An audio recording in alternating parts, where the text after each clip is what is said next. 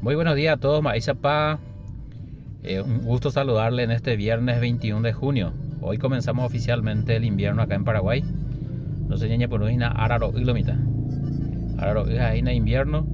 Para muchos es muy agradable este clima, ¿verdad? O esta estación.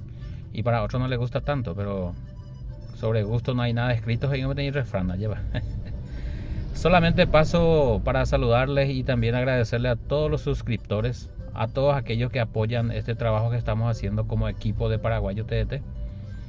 Pero ahora oremoretia, ya poder mejorar la videos y espacio lo vive, entonces nos alienta a seguir haciendo más videos.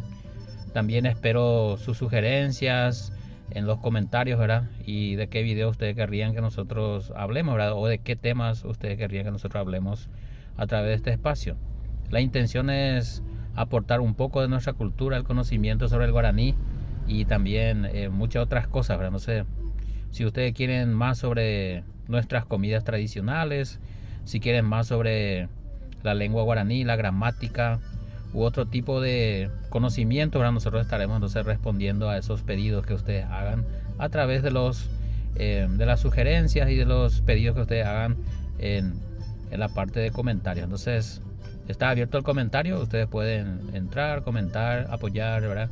Entonces sugerir, estamos para eso, estamos para aprender juntos, para crecer juntos y ayudarnos. Entonces año baretentero beteabe hoy putimos hoy ginamo otro lado de pantalla botigo ya o mañana hora de miapo. Muchas gracias de corazón, muchísimas gracias, éxitos. Entonces feliz fin de semana para todos y nos vemos oportunamente.